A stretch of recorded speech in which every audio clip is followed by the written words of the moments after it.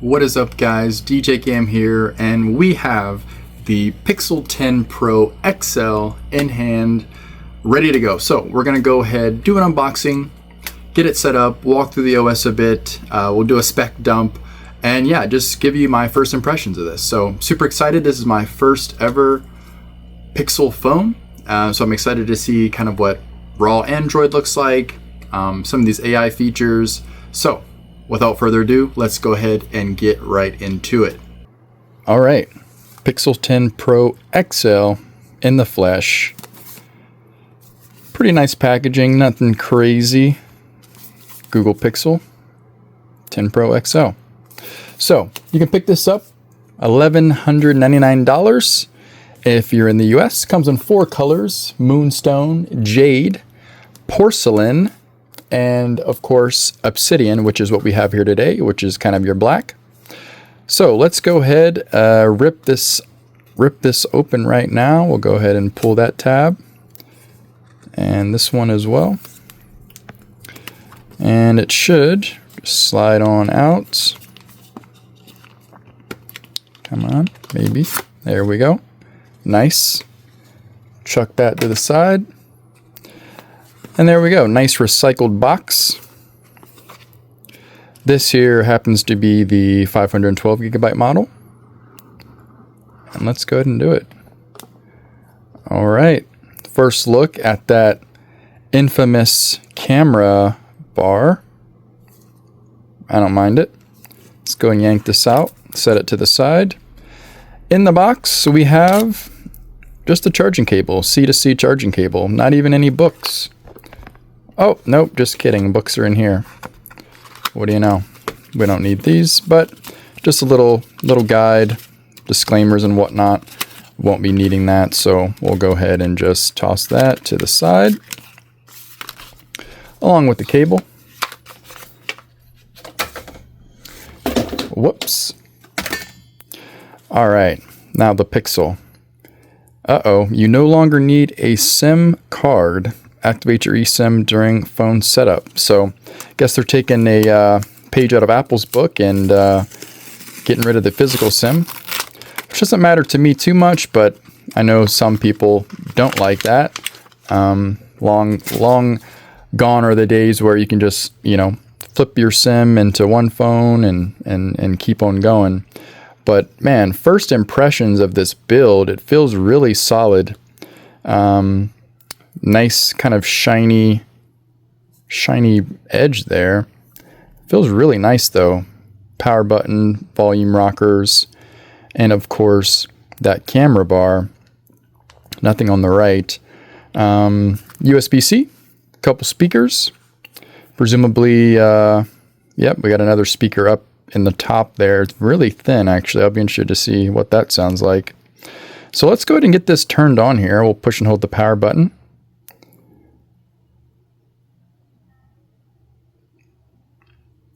And there we go. While this boots up, we are rocking a 6.8 inch display. It's a LTPO display, up to 120 Hertz. Got the Corning Gorilla Glass Victus 2 on the cover glass. And apparently this thing will get up to 2200 nits of brightness, actually 3300 nits peak brightness, which is kind of insane. Obviously full HDR support as well. But yeah, super stoked. They're claiming a 24-hour battery life, up to 100 hours with extreme battery saver or whatnot. It's going to be a 5200 hour milliamp battery. Fast charging up to 70% in 30 minutes when using a 45 watt USB charger. And of course, you've probably heard by now about this whole Pixel Snap situation, which is obviously just MagSafe, but that'll get you up to 25 watts of wireless charging. So that's pretty cool too. 16 gigs of RAM. And like I mentioned, you will, have as little as 256 gigs, but up to a terabyte. And in our case, we are rocking just a 512. So let's go ahead and get this set up. Oh wait, There's some animations there. I can't really tell. But anyway, let's go ahead and put our information in and get this set up. Let me go back. Where are we at here? That's insane. It kind of actually, it thought I wanted to use the device I'm recording on, which happens to be an S24 Ultra, but I don't. So we are going to go ahead and get connected to Wi-Fi. Put my information in, and here we go. Getting your phone ready. Presumably this is going through the activation process with the carrier. While we wait for this, Google has introduced their Tensor G5 chip, which is a 3 nanometer chip, presumably, well, not presumably, but manufactured by TSMC.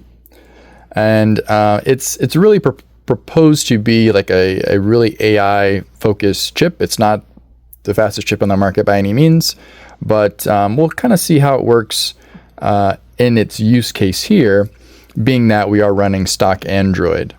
I really like how this feels. This feels like really solid, like a I don't want to say like an iPhone, but maybe even better than an iPhone. And I really love this texture feel. It's very, very smooth. I will say right off the bat, maybe my hands are just a little greasy, but I am getting fingerprints already. So a case is probably in my future, but we'll worry about that another time. All right, eSIM all set. Who am I setting this up for? Myself. And we'll probably go ahead and want to sign in, so let's do that. All right, now it's time to set up fingerprint unlock, which this is of course going to be an under display fingerprint sensor. So let's go ahead and get that set up.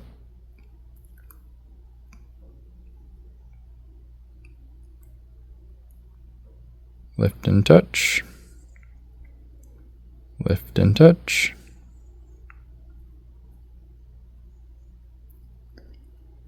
Tilt, tip.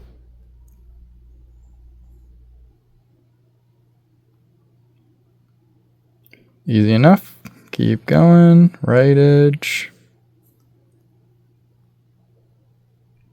Okay.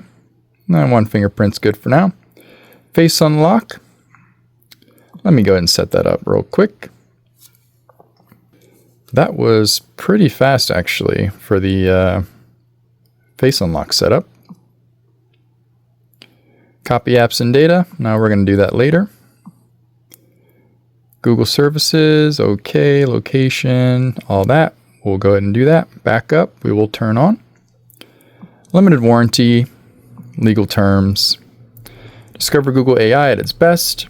Obviously, Google Gemini, probably like at the center of this device, so that'll be fun. Looks like we can activate Gemini by pressing and holding the power button, or going hands-free with your voice. Interesting. Okay, so hey Google, we know about that.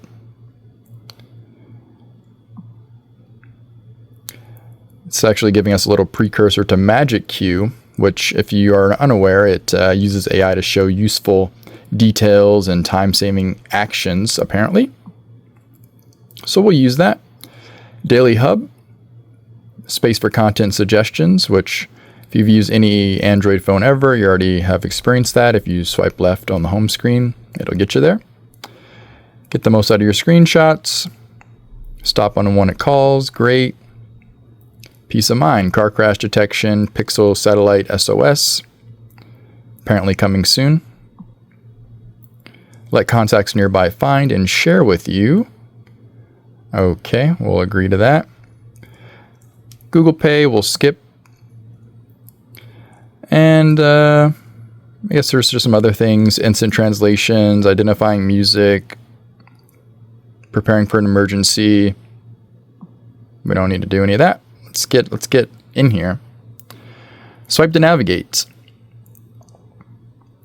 So just showing us some gestures to go home, go back. Let's try it. Oh boy. So like iPhone, swipe up. Looks like that'll get you to the home screen.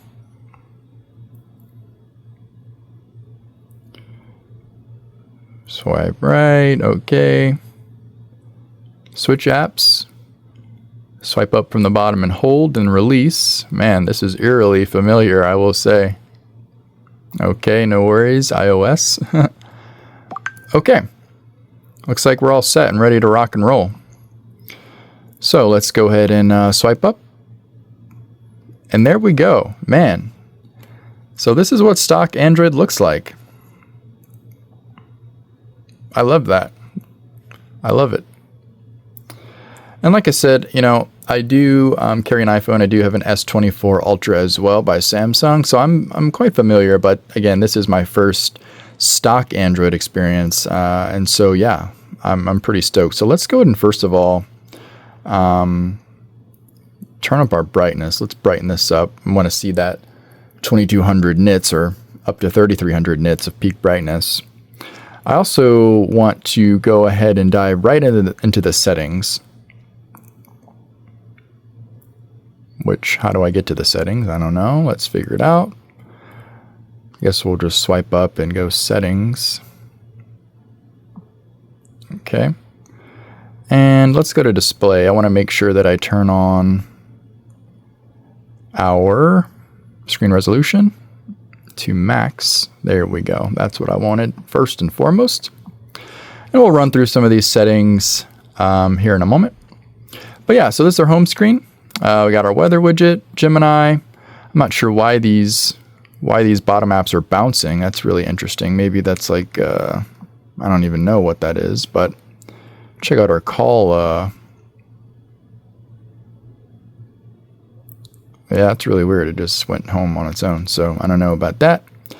But yeah, let's go ahead and swipe left. We can see our daily hub, see what it loads in.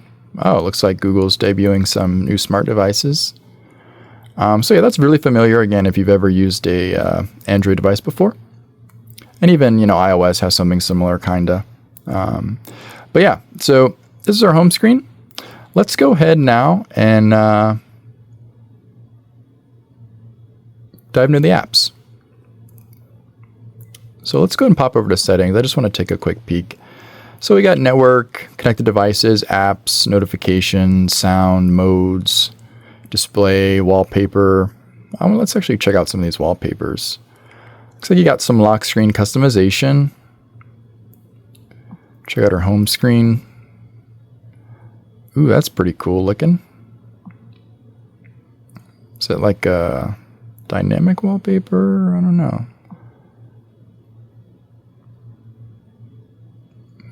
Interesting. Okay. We'll go back, keep on moving. Like I mentioned, we do have the 512 gig version. Looks like out of the box, you're going to be rocking right around 475 gigabytes of available storage. Battery came with a 62% charge. Battery health, battery saver, battery widget. It's nice that it will show your capacity over time. So obviously we're at 100%. I wouldn't expect anything less. Oh, even battery diagnostics. Okay. So you can actually maybe run a check. Look forward to exploring that later.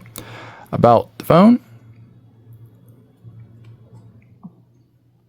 Security, location, passwords, passkeys and accounts, magic queue. So yeah, this is the what I was mentioning earlier, kind of the contextual things, being able to present relevant data. Kind of the most prevalent example has been like if you're in a text message and, oh, you need to share your flight arrival time or something, which is very specific, I will say. But, it's cool. So I'll be interested to see kind of what that looks like over time. Safety and emergency, crash alert, and all that good stuff. So pretty straightforward on the settings front of things. So we'll go ahead and dive out of there, go back home, see what stuff we got pre-installed. So obviously a lot of Gmail, a lot of Google Apps, Gmail, YouTube, etc. Calendar, Google TV, Google Meet, Recorder.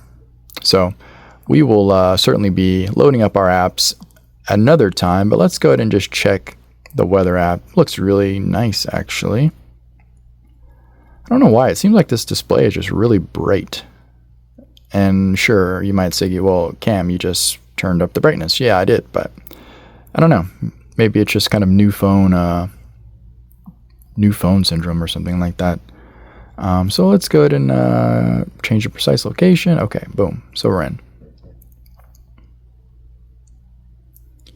Let's go ahead and check. Actually, I want to check for a software update. So this shipped with Android 15, if I'm not mistaken. Let's go in and double check. Okay, looks like there is a pending system update. It's downloading, which we're on fiber here, so I'm not sure why it hasn't finished yet if it's only 585 megabytes. But Android 16 is going to be coming soon, if not available already, and so I'll definitely be looking forward to that as well. Yeah, this swipe up from the bottom is just like iPhone, which isn't a bad thing per se, but very interesting. So this is kind of cool, and you've maybe seen this, like if you're using certain AI features, you have to download them first. So in this case, it's downloading the Magic Q stuff. Similarly, if we were to go over to the camera, and let's check this before you start. Magic Motion Photo, top shot, auto best take, 100 ProRes zoom. So that's one example. 100x ProRes zoom requires a software update or a download to be able to, enhance those types of photos that you might take. But let's go ahead and see what kind of modes we have. We have Add Me, Laser AR app is needed. Okay, we don't want that then. Portrait, photo, night sight, panorama. This camera app looks pretty cool. Long exposure. Apparently, if you want to take a picture of a train that's moving, you can use long exposure. But you can really do some cool things with that. Action pan. Focuses on a moving object and adds a creative blur to the background. Okay, that's cool. See what other things we have. I like these. Actually, let's go back here. I like these settings. So photo settings, night sight, top shot, motion photo, your camera timer. Why is, whoa. Don't know why well, that was very odd. I had to go ahead and switch cameras here. But anyway, back to where we were. Looking at some of those photo settings. So that's the general settings. We can also look at the pro settings, and this is where you can bump to the 50 megapixel. You can choose RAW or JPEG or both. And then also lens selection, which is a pretty cool touch. So we'll definitely want to look at that in the full review.